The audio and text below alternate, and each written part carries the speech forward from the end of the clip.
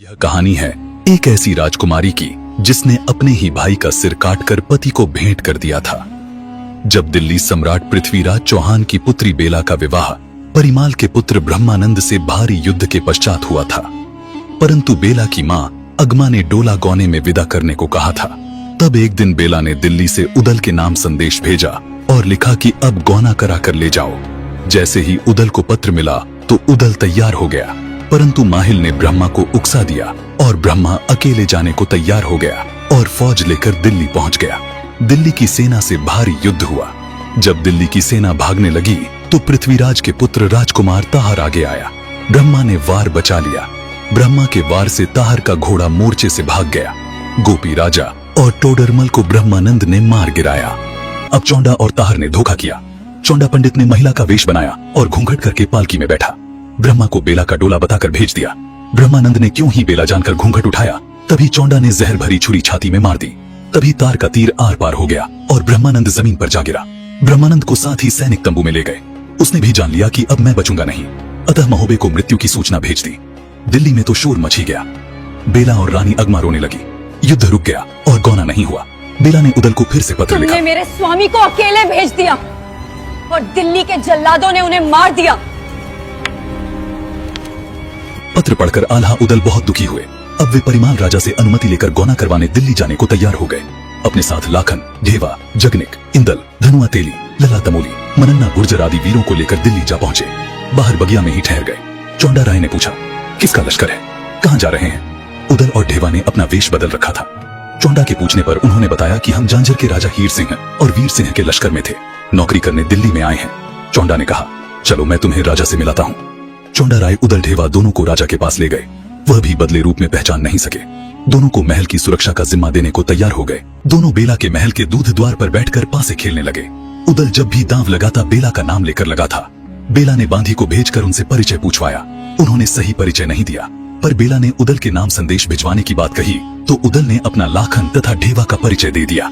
बेला ने गौना करवाकर घायल स्वामी से मिलवाने की योजना बनाई। उदल और लाखन डोला लेकर चले तो हल्ला मच गया। चौंडा और तार को भेजा गया। जमकर युद्ध हुआ।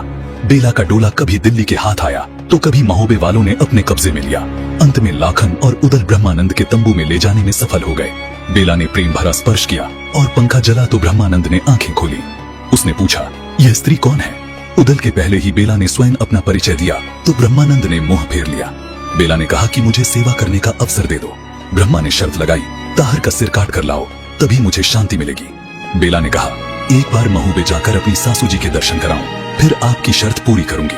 बेला ने अपने पति ब्रह्मा से उसके स्वयं के भाई ताहर का सिर काटने का वायदा किया था।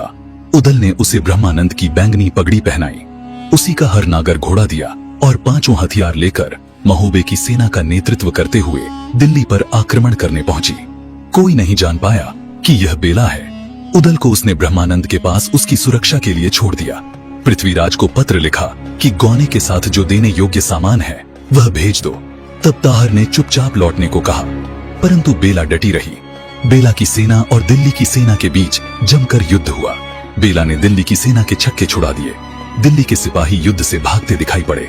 ताहर ने यह देखकर अपना घोड़ा आगे बढ़ाया और तलवार का वार किया।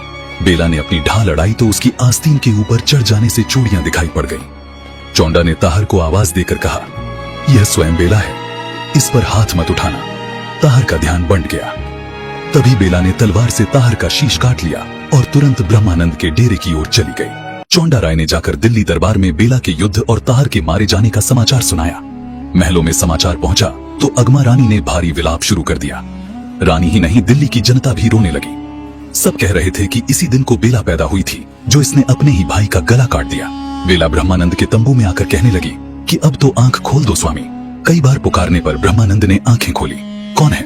बेला ने कहा, स्वामी मैं आपकी धर्मपत्नी बेला हूँ, आपकी आज्ञा से ताहर का शीश काट कर लाई हूँ।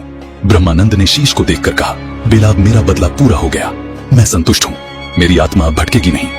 हरे कृष्ण हरे राम कहते हुए ब्रह्मानंद ने प्राण त्याग दिए। अब तो बेला का रुदन शुरू हुआ। वह दुर्भाग्य पर रोने लगी। जो मैं यह जानती तो ताहर को मारने की ना ठानती।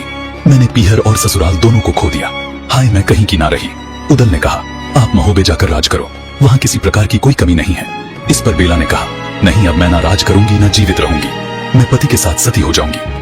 लाख और उदल समझाकर मुझे सती होने के लिए दिल्ली की चंदन बगिया की चंदन उदल लकड़ी और चाहिए। लाखन ने कहा कि चंदन लकड़ी हम कन्नौज से ला देते हैं, पर बेला अड़िग रही। बोली, प्रतीक्षा करने का समय नहीं है। दोनों अपनी फौज सहित दिल्ली पहुंच गए। चंदन बगिया से पेड़ कटवाकर छकड़ों में भर लिए। किसी ने पृथ्वीराज को सूचना दे दी। चौहान ने अपने सेनापति भेजे। चौंडा राय और धांधु ने छकड़ा रोक लिया। लाखन ने वीर सिंह को भेजा।